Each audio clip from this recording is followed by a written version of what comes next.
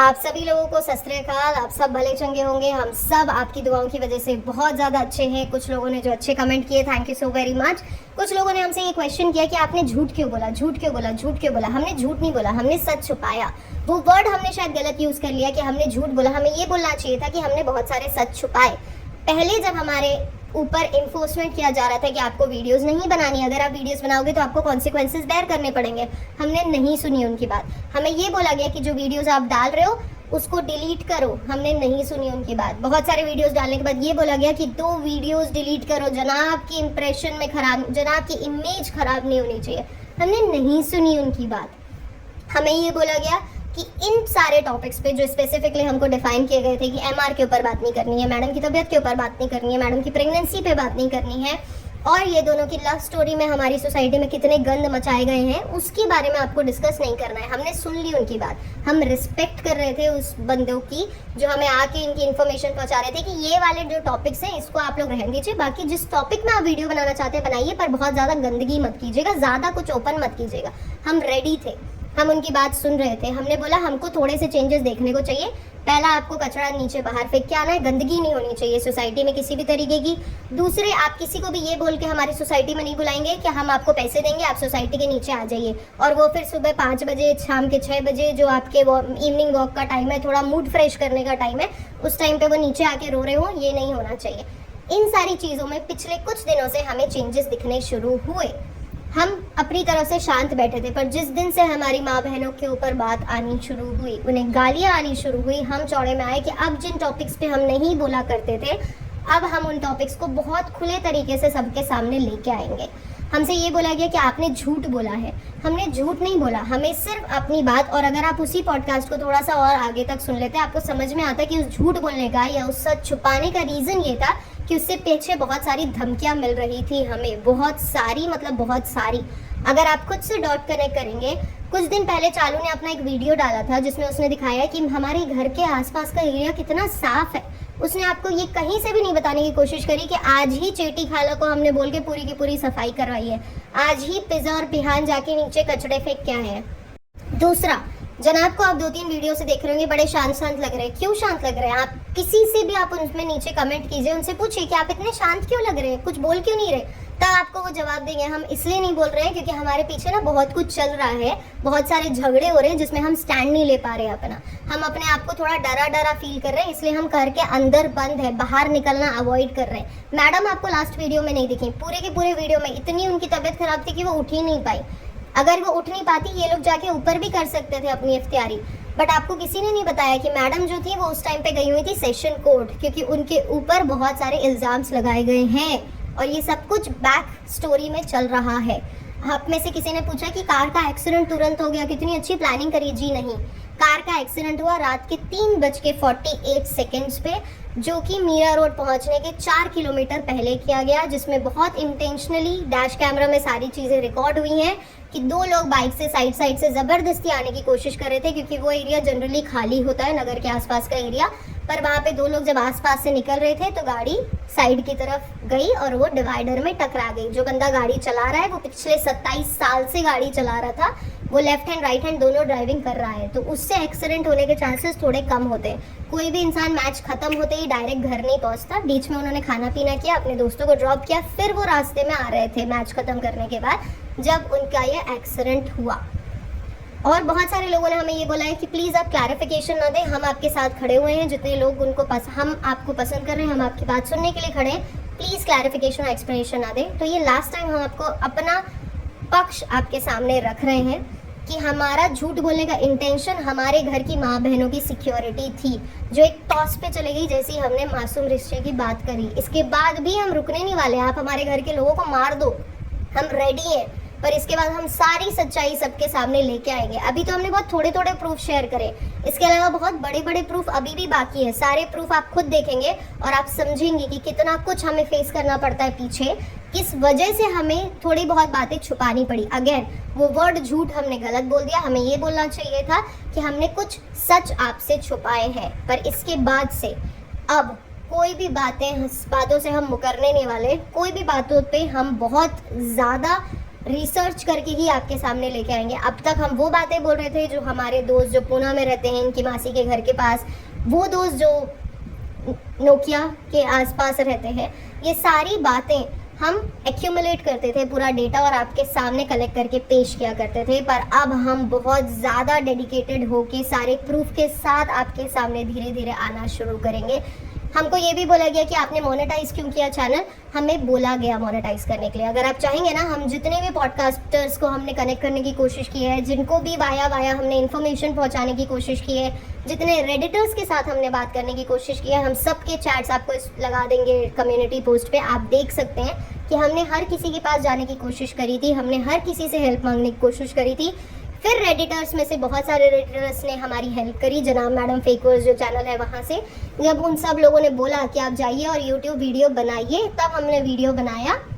बहुत सारे लोगों ने जब कमेंट किया, मैसेजेस किए कि आप मोनेटाइज कीजिए और इन पैसों को किसी अच्छी चीज़ में लगाइए, अपने कानूनी लफड़ों में लगाइए। हम उस बात पे भी अग्री हुए। जो आपने बोला हमने सुना और हमने वो किया। आपने बोला पास्ट की बातें बताइए, हमने पास्ट की बताई। आपने बोला प्रेजेंट की बातें बताइए, हमने प्रेजेंट की बातें बताई। जो जब जैसा जैसा आपने बोला हमने वैसा वैसा किया। अपनी मर्जी से हमने कुछ भी नहीं किया। हमारा टास्क बहुत क्लियर था कि हमको 10 से 15 एक एपिसोड्स लेके आ रहे हैं जिसमें आपको सारी बातें बहुत क्लियरली बता देंगे कि ये पास्ट में क्या थे, अब ये लोग क्या कर रहे हैं, खत्म। इसके आगे हमको और कुछ करना ही नहीं था, क्योंकि आपके बहुत सारे क्वेश्चंस अराइज हो रहे थे, इसलिए हमें वीडियो बनानी पड़ी। Again I want to clarify this one and the last time कि हमने झूठ नहीं बोला, हमने कुछ सच छुपाए हैं आपसे। पर इसके बाद से हमने बहुत क्लियरली बोला है कि अब आप तो हमको मारो कूटो, जो करना है करो, अब हम बहुत चौड़े में आएंगे। और अब तक जो हम छुपा रहे थे बहुत सारे सीक्रेट, अब हम बहुत खुल के सबके सामने दिखाएंगे। चलें इसे यहाँ पे ख़त्म करते हैं। बहुत लंबा इंट्रोडक्शन हो गया। जो लोग नहीं सुनना चाहते डायरेक्टली 7 मिनट पे क्लिक करें, वहाँ से आपको वीडियो की इन्फॉर्मेशन मिलती है। और जो बंदी ये रिकॉर्ड करती है उसके पास बहुत क्लियरली ऑप्शन होता है कि वो उस पोर्शन को एडिट कर ले अगर उसको लगता है कि कुछ गलत है, क्योंकि बहुत सारे लोग उस रिकॉर्डिंग को सुनते हैं, ध्यान देते हैं। पर अगर हमने वो नहीं एडिट किया, उसका रीज़न था कुछ कि हम आपको बताएं कि हम आपके साथ लॉयल हैं। पहले हमने बातें जो छुपाई हैं वो आगे नहीं छुपाएंगे। उसका रीज़न सिर्फ इतना था कि हमको अपनी सेफ्टी का ध्यान देना था। बाकी आपकी मर्ज़ी है, रब दी बहर है। जो रब को सही लगेगा वो रब करेगा हमारे साथ। जो आपने सही लगने हैं, आप हमें उस हिसाब से सुन सकते हैं या ध्यान दे सकते हैं। आगे बढ़ते हैं। बहुत सारी बातें हो गई है, इतने लंबे इंट्रोडक्शन के लिए सॉरी। अब हम बात करते हैं जनाब के ऊपर। जनाब मैडम की शादी होने वाली थी। शादी से पहले जनाब को उनके पापा जो थे, जो दीपिका मैडम के पापा थे, वो एक दफ़ा मिले जाके। उन्होंने बोला कि आप शादी मत करो, क्योंकि मैडम के पापा को ना बहुत पहले से समझ आ गया था कि यहाँ पे प्रॉब्लम है। उन्होंने अपनी बेटी को समझाने की कोशिश करी, बेटी समझने को रेडी नहीं, क्योंकि बेटी ने शुरू से कभी सुनी ही नहीं माँ बाप की बात। उन्होंने बोला कि ठीक है, मैं एक बार होने वाले दामाद को समझा के देखता हूँ, अगर वो सुन ले तो। ये जाते हैं दामाद जी के पास, उनसे मिलते हैं, उनको समझाते हैं कैफ़े में बैठ के। उनको बोला जाता है कि देखो बेटा शादी मत करो, क्योंकि शादीशुदा है, फैमिली है इसकी, ये तो नहीं समझ रही है, तुम ही समझ जाओ। इनकी तरफ से जवाब आता है ठीक है अंकल, आप जो बोल रहे हैं हम आपकी बात सुनेंगे, क्योंकि जनाब बिल्कुल भी नहीं चाहते थे कि वो शादी करें। ये सारे डिस्कशन के बाद मैडम ने अपने पापा को डांटा। जनाब ने बताया मैडम को कि मैडम देखिए, आप तो मेरे से शादी करने के लिए मरी जा रही है, पर आपके घर से तो कोई भी रेडी नहीं है। ये देख लीजिए, ये सुनने को मिल रहा है मुझे। इवन मैडम की मम्मी भी बहुत बार ये बोल चुकी थी कि ये हमारे क्लास के नहीं है, तो इनसे शादी मत करो। ये भी जनाब तक बातें पहुंच गई थी डायरेक्टली इनडायरेक्टली। अब ये सारी कॉन्वर्सेशन के बाद जब ये मैडम तक पहुंची कि हमारे माँ बाप ही रेडी नहीं है, तो मैडम ने अपने अम्मा बाप को बोला कि देख लो, अगर आपको शादी में आना है आइए, नहीं आना है भाड़ में जाओ, मेरे को मतलब नहीं किसी से, मेरे को कोई रिश्ते आप लोगों के साथ नहीं रखने, मुझे शादी करनी है। पहले भी मैंने अपनी मर्जी से किया है, अब भी मैं अपनी मर्जी से करूँगी, क्योंकि आपने तो मेरी ज़िंदगी में ब्लैक पैच दिया हुआ है। ब्लैक पैच का रीज़न हम पहले वीडियो में 2-3 बार आपको बता चुके हैं कि इनकी मम्मी की क्या सिचुएशन रही थी, पापा की क्या सिचुएशन रही थी। कट टू सेकंड सिचुएशन, जनाब ने उनको बोला कि ठीक है, अगर तुम शादी करना चाहती हो तो कुछ पॉइंट्स हैं जो तुमको मानने पड़ेंगे। पहला पॉइंट, रिलीजन चेंज करना। मैडम ने बोला ठीक है, कर लेती हूँ, पहले भी किया है, अब भी कर लेती हूँ, कोई बड़ी बात तो है नहीं। मैडम ने कोई डिसएग्रीमेंट नहीं दिखाया, कोई आर्ग्यूमेंट नहीं किया, जबकि मैडम का उस वक्त अपर हैंड था। मैडम के पास नेम, फेम, पैसा सब कुछ हुआ करता था, उनको रोल्स भी मिल रहे थे। पर मैडम ने सोचा नहीं भाई, मैं रिलीजन चेंज कर लेती हूँ, कोई बड़ी बात है ही नहीं रिलीजन चेंज करना। मैडम ने रिलीजन चेंज करने की बात एक्सेप्ट कर ली। मैडम को ये बोला कि आपके माँ बाप आपसे दूर हो जाने चाहिए, क्योंकि वो लोग नहीं चाहते हैं शादी करना, तो आप भी उनके साथ इन्वॉल्व नहीं होंगी। उनको जितनी जल्दी हमारी शादी होगी उसके बाद आपकी दूरियां शुरू हो जानी चाहिए, जब तक हमको ज़रूरत नहीं है वो अवेलेबल नहीं होने चाहिए। ये लोगों ने उनको दूर कर दिया। पापा के पास ये तभी जाते थे जब इनको थोड़े बहुत पैसों की ज़रूरत होती थी, ये लोग लैक कर रहे होते थे, या जनाब कभी लगता था कि थोड़े बहुत पैसे हमको मिल जाने चाहिए, तब ये लोग उनसे बात करते थे, नहीं तो इनको कोई मतलब नहीं होता था उनसे। मैडम की मम्मी को तो इन्होंने बहुत इनिशियल डे में ही आउट कर दिया था। मैडम को चौथा पॉइंट ये बोला गया कि आपके जो रिलेटिव्स हैं उनमें से कोई भी जब तक मैं नहीं चाहूँगा हमारे घर में नहीं आने चाहिए। जनाब को शायद ये कॉन्शियस थे जनाब इस बारे में कि हमारी फैमिली इतनी ज़्यादा पढ़ी लिखी, मैच्योर, समझदार, अच्छे क्लासी लोग नहीं है, तो हम मिलना अवॉइड करते हैं। मैडम को ये लगा कि शायद ये चाह रहे हैं कि हम ना मिले, हम अलग रहें, तो फिर मैडम ने डिसाइड किया ठीक है मैं ये भी बात मान लेती हूँ। जनाब ने बोला हर मंथ में हमको कुछ पैसे मेरी मम्मी को, मतलब जनाब की मम्मी को देने पड़ेंगे। मैडम ने बोला ठीक है मैं देने को रेडी हूँ। अब इसके बाद जनाब ने खेला ट्रम्प कार्ड कि ठीक है ये सब तो हम मान रहे हैं, पर अभी सिचुएशन ये है कि मेरे पास तो पैसे ही नहीं है शादी करने को, तो हम शादी करेंगे कैसे। अब इसके बाद इन्होंने डिसीजन लिया कि हम शादी कैसे कर सकते हैं। मैडम ने अपने कुछ पॉइंट्स रखे कि ठीक है तुम टेंशन मतलब, मेरे पास तो बहुत सारे पैसे हैं, हम शादी कर सकते हैं, क्योंकि मैडम को बहुत सारे पैसे मिल रहे थे, उनकी सीरियल के थ्रू उनको मिल रहे थे, पापा के थ्रू मिल रहे थे, एक्स हस्बैंड से भी थोड़ा चाइल्ड केयर के रूप में उनको पैसे दिए जा रहे थे, जो चाइल्ड केयर को बिल्कुल ही नहीं जा रहे थे। मैडम थोड़े बहुत पैसे फेंक रही थी वहाँ पे, पर मैडम बिल्कुल भी अपने मासूम रिश्ते का ध्यान नहीं रख रही थी। जब ये लोग लिव इन में भी रह रहे थे तभी भी मैडम जाके मिल सकती थी, पैसे खर्च कर सकती थी। मैडम सिर्फ पैसे खर्च करने में ध्यान देती थी, इससे ज़्यादा वो बॉदर ही नहीं करती थी कि क्या हो रहा है, कैसे हो रहा है। कभी कभी मैडम की मुलाकात उनके एक्स हस्बैंड के पापा से, यानी कि इनके एक्स फादर इन लॉ से हुआ करती थी, क्योंकि वो भी मॉडलिंग करते थे।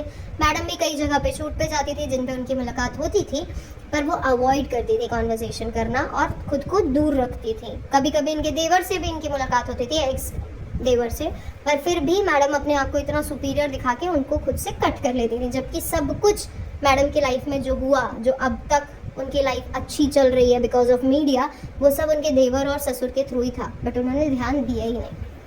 इसके बाद मैडम ने सारे कैलकुलेशन सर्च करने शुरू किए कि हम कहाँ पे शादी कर सकते हैं। उन्होंने 2-3 जगह चूज़ करी कि हम लखनऊ में कर सकते हैं, कानपुर में कर सकते हैं, डेस्टिनेशन वेडिंग कर सकते हैं। फिर उन्हें समझ आया कि भाई इतना ज़्यादा बजट तो हम नहीं लगा सकते हैं एक बार में, क्योंकि हमें मुंबई में आके रिसेप्शन भी देना है, तो थोड़े कम बजट में हम शादी करते हैं। इन्होंने डिसाइड किया कि ठीक है मौधा में शादी करें। फिर बाद में तो ये बोल सकते हैं कि हमारे माँ बाप की जहाँ से बारात निकली है ना, हम वहीं से बारात निकालेंगे। एक बार आप उनसे पूछिएगा कि तुम्हारे माँ बाप की बारात निकली कहाँ से थी। खैर आगे बढ़ते हैं। इसके बाद दोनों की शादी होने का डिसाइड हुआ। शादी होने से पहले मैडम खुद ही मौधा जाके उन्होंने सारे अरेंजमेंट देख लिए थे, कि इवेंट मैनेजर से बात कर ली थी कि हमको शादी कहाँ पे करवानी है, कहाँ पे कौन से फंक्शन होने हैं, कहाँ पे कैसे टेंट लगेंगे। फोटोग्राफर से बात हो चुकी थी कि आपको फोटोग्राफी कैसे करनी है, किन किन लोकेशंस में आपको फोटोग्राफी करनी है, हम कहाँ आके रुकने वाले हैं, जहाँ हम रुकने वाले हैं वहाँ पे चाय के सैशे पहुँच जाने चाहिए, सैशे पहुँच जाने चाहिए, पानी की बोतलें पहुँच जानी चाहिए, क्योंकि मैडम बिस्लरी पिया करती थी। ये सारी बातें मैडम ने पहले ही एग्जीक्यूट कर ली थी। आराम से सब कुछ मैडम ने आराम से सब कुछ डिसाइड कर लिया था। फिर मैडम पहुंची वापस से मुंबई। तब तक जनाब आराम से अपनी शूटिंग कर रहे थे, बेड पे पड़े हुए थे, जो अभी भी वो करते हैं, या तो सोफा तोड़ते हैं या बिस्तर तोड़ते हैं। जब सारी डिस्कशन के बाद शादी की बात आई कि अब तो शादी का हो गया टाइम, अब हम काम करना शुरू करते हैं। इसके बीच में आया रिसेप्शन क्या करना है। तो जिन जिन लोग इनके अपोज में थे, जो जो इनकी बातचीत नहीं कर रहे थे, जो इनसे बात नहीं कर रहे थे, या जो इनको समझा रहे थे कि तुम शादी मत करो, उनको इन्होंने इनविटेशन दिया ही नहीं। बहुत सो कॉल्ड फ्रेंड मैडम के साथ गई थी उनकी शादी में, जिनको वो बहन बना के गई थी, वो उनकी शादी में गई। शादी में जब जा रही थी तभी भी उससे पहले उन्होंने समझाने की कोशिश करी कि देख तू अपना रिलीजन मत बदल, लेकिन इस बंदी को कुछ भी समझ में नहीं आया। ये लोग शादी में पहुंचे, माँ बाप वैसे ही अपोज में थे। पूरी की पूरी फैमिली में से, मैडम की फैमिली से बहुत कम लोग आए, जनाब की फैमिली में से वही लोग आए जो अग्री कर रहे थे शादी में, जो नहीं कर रहे थे मौदा में होते हुए भी उन्होंने शादी अटेंड नहीं करी। शादी होने तक जनाब मैडम के जो माँ बाप थे वो लोग एक दूसरे से बात नहीं कर रहे थे। सिर्फ शादी के वक्त, जो शादी के 3 दिन थे, सिर्फ उन्हीं में उनकी बातचीत हुई, क्योंकि जनाब मैडम की जो मम्मियाँ थीं वो दोनों बिल्कुल अपोजिट डायरेक्शन में चल रही थी। मैडम की मम्मी ने बहुत क्लियरली बोल दिया था कि तू जो कर रही है वो बहुत गलत कर रही है, मैं तो इसमें तेरे को सपोर्ट नहीं करूँगी, मैं तेरे लिए वहाँ पे जा रही हूँ, मैं शादी के समय साथ में होंगे और हम बाकी वक्त एक दूसरे से नहीं मिलेंगे, बातचीत नहीं करेंगे। पर एक्टिंग बहुत अच्छी करते हैं, तो आपको वीडियोस में इनके दिखेगा कि बहुत लोग एक दूसरे के साथ मिले, ऐसा नहीं हुआ था। लास्ट के 3 दिन में ही सिर्फ इनकी बातचीत हुई थी, नहीं तो इनके घर से कोई भी रेडी नहीं था शादी में जाने के लिए। जनाब ने शादी करी। शादी के बाद वाली सिचुएशन में ये हुआ कि मैडम के कुछ दोस्त आए शादी में। जिसमें से एक फ्रेंड थी जिसके साथ जनाब ने ही अपना लफड़ा चलाना शुरू कर दिया। और ये बहुत इनिशियल डे की बात है, शादी के 15 से 20 दिन के अंदर ये शुरू हो चुका था, जिसमें जनाब ने बहुत अच्छे से बातचीत करनी शुरू करी, बहुत अच्छे से मेल मिलाप शुरू किया। जनाब को भागना भी था घर से क्योंकि झगड़े हो रहे थे, जैसा उन्होंने फ्रेम किया, ये बहुत ज़्यादा झगड़े हो रहे थे जो कि जेन्युइनली हो रहे थे। इन्होंने कॉस्ट कटिंग के लिए ये सोचा कि हम सब साथ में शिफ्ट हो जाते हैं, अम्मा को बाहर भेज देते हैं, जो मैडम की अम्मा थी उनको हम बाहर भेज देते हैं, और अब तो इसकी सारे जड़ें मैंने काट दी है, ना ये अम्मा बाप से मिल सकती है ना अपनी फैमिली से मिल सकती है, तो ये जो भी समझेगी वो हमारी फैमिली को समझेगी, तो मैं अपनी फैमिली के बच्चों को यहाँ पे लाना शुरू कर देता हूँ, अपने फैमिली के रिलेटिव्स को लाना शुरू कर देता हूँ। तो शुरू से ही जो आज आपको चेटी खाला, बाजा खाला दिखाई दे रही है, ये शुरू से ही इनके घर ऑन एंड ऑफ आते रहते थे, और वो सब कुछ डिपेंडेंसी थी मैडम की। मैडम पैसे कमाती थी, घर लेके आती थी और इन पे खर्च किया करती थी। जनाब का काम, इनके घर में जो यूटिलिटीज डिवाइडेड है ना, जनाब का काम सिर्फ इतना है कि जो राशन लेके आना है, बिजली का बिल भरना है और सोसाइटी का मेंटेनेंस भरना है, जो जनाब एक बार में भरते ही नहीं है। बाकी सारा ईएमआई का खर्चा, गाड़ी की ईएमआई, घर की ईएमआई, सैलरीज जो भी उनके स्टाफ की है, ये सब कुछ मैडम का था। ये शुरू से था कि आपको मेरे घर वालों को भी संभालना है, अपने घर वालों को तो आप संभाल ही नहीं सकते हो क्योंकि वो तो मैंने आपको मना कर दिया है। इसके बाद जनाब जो थे वो एक रिलेशनशिप में आए। रिलेशनशिप में आने के बाद, रिलेशनशिप नहीं बोल सकते हैं, एक्स्ट्रा मैरिटल अफेयर कुछ दिन का था, जिसमें उन्होंने बातचीत करनी शुरू करी अपने को एक्टर के साथ। फिर उनसे मेल मिलाप शुरू हुआ, सोसाइटी में बहुत सारे झगड़े पंगे शुरू हुए, जिसमें जनाब चले गए थे, जिसके बारे में आपको मैंने पुरानी एक वीडियो में बताया था। वहाँ से वापस आने के बाद भी वो चैटें चालू थी, लंबे लंबे मैसेजेस हो रहे थे, रात रात में जगा जा रहा था, इधर उधर मिलने को जाया जा रहा था। ये सब मैडम की नज़र में आया। जब मैडम की नज़र में आया, मैडम ने कुछ दिनों के लिए पैसे देने बंद कर दिए। मैडम ने बोला ठीक है, अगर तुमको ये करना है मैं पैसे बंद कर दूँगी। जब मैडम के पैसे बंद हुए, जनाब थोड़े बौखला गए कि अरे इतने पैसे तो बंद मैं झेल नहीं सकता हूँ, बहुत सारे खर्चे हो चुके हैं पहले ही। उसके बाद जनाब थोड़े सुधरे। इसके बाद जनाब जहाँ जहाँ जाते थे शूट करने के लिए, जनाब के साथ मैडम को जाना पड़ता था क्योंकि जनाब कुछ ज़्यादा ही एक्सट्रोवर्ट हो जाते थे। वो हर किसी से बात करने में, किसी के साथ मिंगल होने में बहुत ही ज़्यादा लेवल पे अवेलेबल होते थे। एक न्यूज़ हमारे पास पहुंची थी, वो ये कि जनाब एक लड़की के साथ मिंगल होते हुए किसी एक होटल रूम में भी जा रहे थे, जिसमें मैडम को ये इन्फॉर्मेशन मिल गई और उन्होंने बीच में ही उनको उठा के ले गई वो। और ये बहुत अच्छा फेमस होटल है मुंबई का, जिसमें ये इंसिडेंट प्लेस होने वाला था, बट मैडम ने बहुत क्लियरली, क्योंकि उनके पास सारी इन्फॉर्मेशन आती जा रही थी, और कुछ ऐसे मैडम के वर्कर्स हैं जो दोनों के लिए काम करते हैं, जिनके थ्रू ये इन्फॉर्मेशन मिली, और मैडम उस होटल में पहुँच के उनको रोक लिया। होटल में ये लोग चेक इन ही कर रहे थे, जिसके पहले ही ये सारी हरकतें हो गई थी।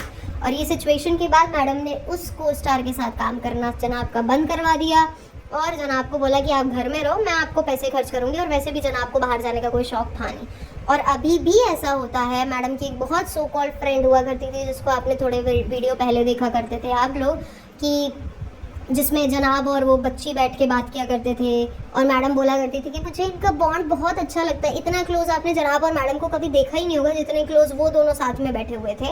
उनके साथ भी जनाब ने काफ़ी एक्सट्रोवर्ट अपनी हरकतें करी, उसके साथ भी बात करने की कोशिश करी, तो उसने अवॉइड कर दिया था कि जब तक जनाब नहीं सुधरेंगे मैं आपको मुंबई आपके घर में नहीं आऊँगी, और वो नहीं आई।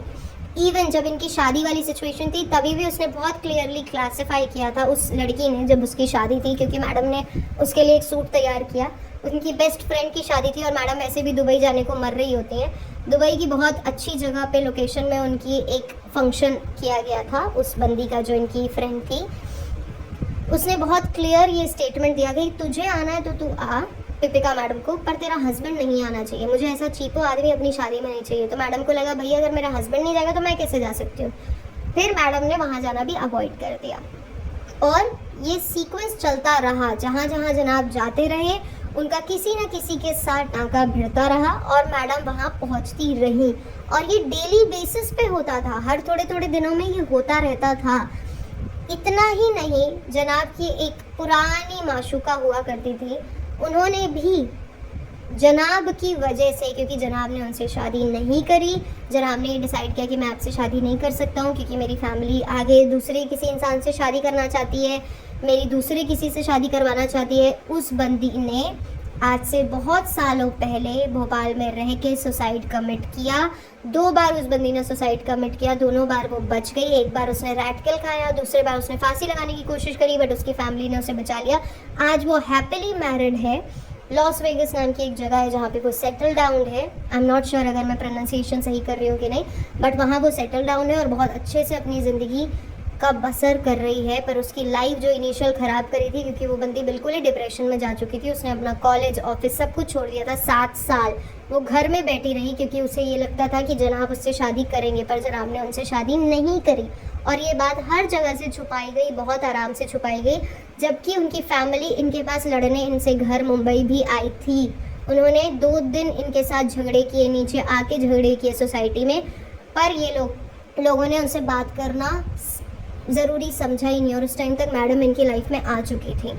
इनकी ऑलमोस्ट शादी की सिचुएशन प्रिपेयर हो चुकी थी, शादी की तैयारियां शुरू हो रही थी जब ये झगड़े चल रहे थे बैक टू बैक।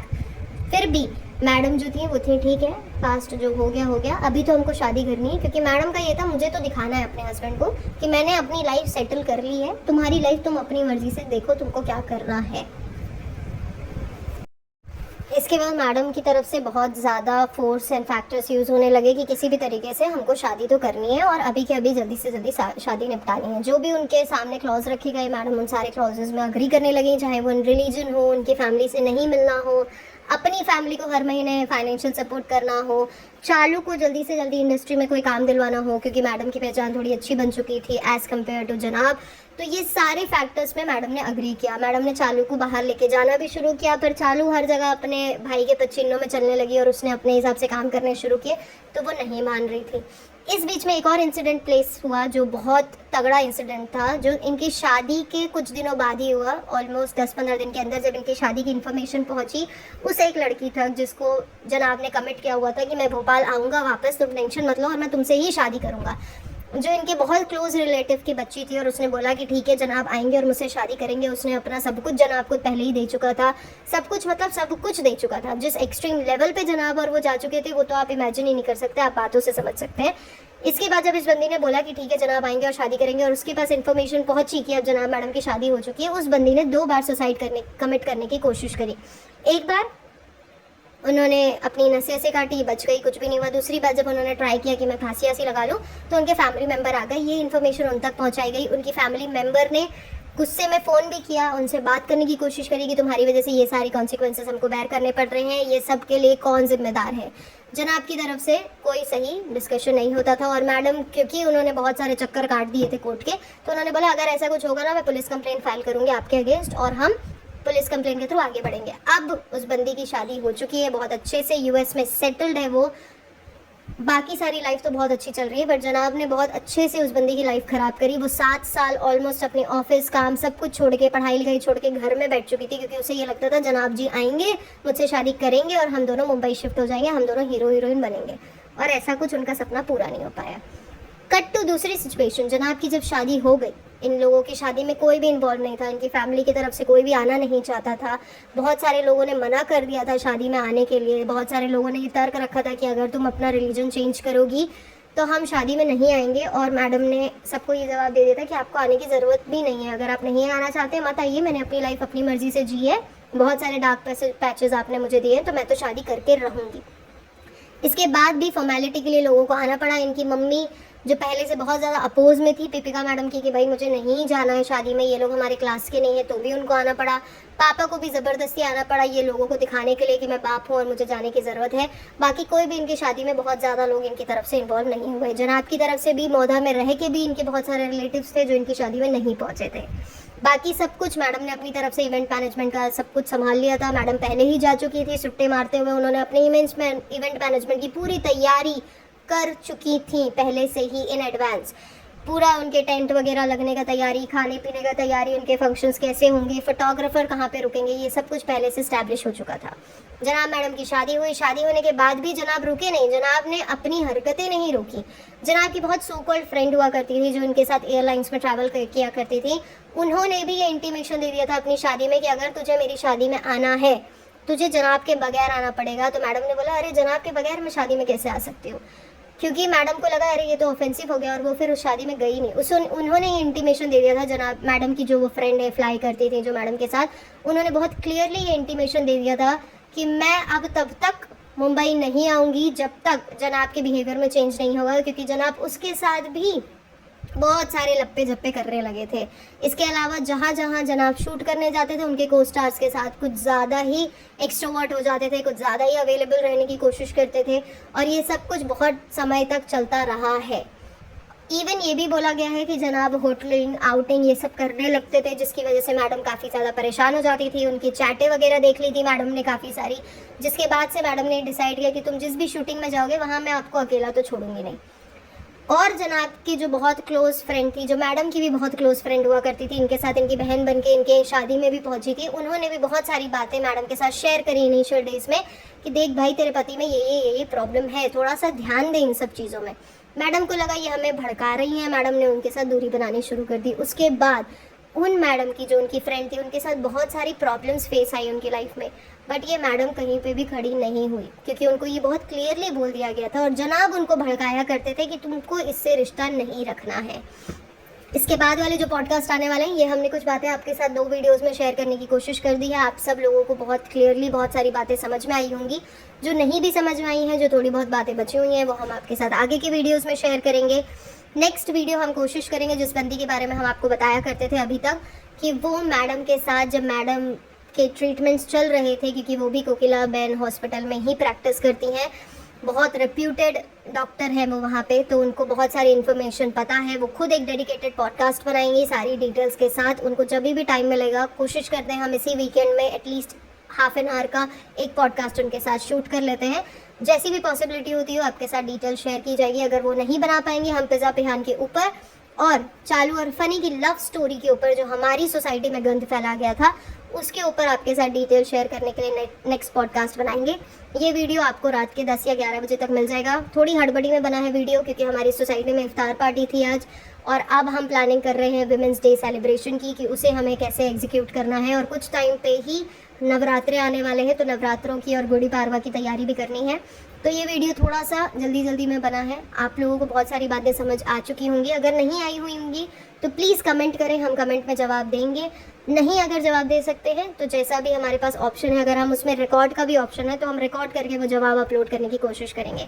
आप सब अपना ध्यान रखें, रब जी मेहर सब पे भरी रहे, सब भले चंगे रहें, अपना ध्यान रखें। Bye bye.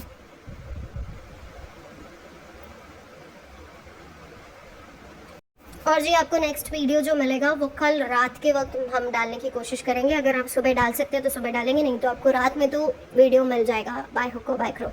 बाकी सारी बातें हमने एक्सप्लेन करी हैं। आई होप आप सब लोगों को हमारा नज़रिया समझ में आया होगा, हमारी सिचुएशन समझ में आई होगी। डिसीजन आपके हाथ में है, आपने जो सही समझना है आप वो समझ सकते हैं। आप सब अपना ध्यान रखें। Take care, bye bye.